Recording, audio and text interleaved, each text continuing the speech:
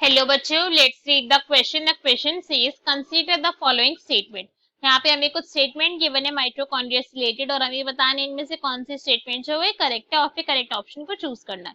So now let's start the question. सबसे पहले हम क्वेश्चन को सॉल्व करने का की कॉन्सेप्ट देखेंगे। की कॉन्सेप्ट, तो क्वेश्चन को सॉल्व करने का की कॉन्सेप्ट क्या है हमारा कि भाई हमें माइटोकॉन्ड्रिया के बारे में नॉलेज होनी चाहिए, right.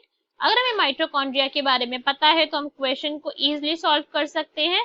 So first statement read करते हैं, हमें क्या गिवन है। Mitochondria of a cells are collectively called chondriome. कि जो माइटोकॉन्ड्रिया होते हैं एक सेल के, मतलब एक सेल है ये हमारा, उस सेल्स के अंदर भाई ऐसा तो नहीं कि एक ही माइटोकॉन्ड्रिया प्रेजेंट होते, काफी सारे होते हैं। यह इधर भी माइटोकॉन्ड्रिया, इधर भी माइटोकॉन्ड्रिया, क्या है यहाँ पे काफी सारे माइटोकॉन्ड्रिया प्रेजेंट होती है।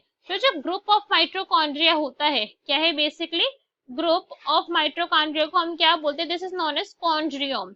क्या बोला जाता है इसे हम बोलते हैं कॉन्ड्रियोम, ठीक है। सो जो हमें क्वेश्चन नंबर फर्स्ट के अंदर स्टेटमेंट गिवन थी वो क्या हो गई, बिल्कुल ठीक हो गई, बिकॉज इस ग्रुप ऑफ माइटोकॉन्ड्रिया को क्या बोला जा रहा है, इसे बोला जाता है कॉन्ड्रियोम। तो हमारी फर्स्ट स्टेटमेंट बिल्कुल करेक्ट है। नेक्स्ट रीड करते हैं, हमें क्या गिवन है। Mitochondria are associated with aerobic respiration. जो माइटोकॉन्ड्रिया होती है वो एरोबिक रेस्पिरेशन से क्या होते हैं, उसके अंदर एसोसिएटेड होते हैं। तो ये स्टेटमेंट भी बिल्कुल ट्रू है अपने आप के अंदर, बिकॉज हम सभी को पता है कि माइटोकॉन्ड्रिया के अंदर क्या होता है, सेलुलर रेस्पिरेशन होती है। क्या हो रहा है यहाँ पे, सेलुलर रेस्पिरेशन होती है कि बेसिकली यहाँ पे एटीपी की तो फॉर्मेशन हो रही है, ठीक है भैया, एटीपी फॉर्मेशन हो रही है, बट एटीपी फॉर्मेशन के साथ साथ यहाँ पे एक बहुत इंपॉर्टेंट प्रोसेस होती है which is known as ETC, electron transport chain. और इलेक्ट्रॉन ट्रांसपोर्ट चेन जब पूरी की पूरी कंप्लीट हो जाती है, उसका ट्रैवल फिनिश होता है, तब यहाँ पे क्या होता है, as a by product O2 जो गैस होती है हमारी वो रिलीज हो जाती है एनवायरमेंट के अंदर, ठीक है।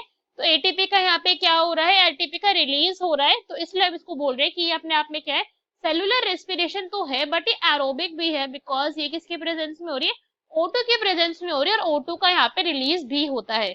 सो हमारी फर्स्ट स्टेटमेंट भी बिल्कुल करेक्ट है, सेकंड स्टेटमेंट भी बिल्कुल करेक्ट है। So our option number C, both first and second statement are correct, is our correct answer. Hope you understood it well. Best of luck. Thank you.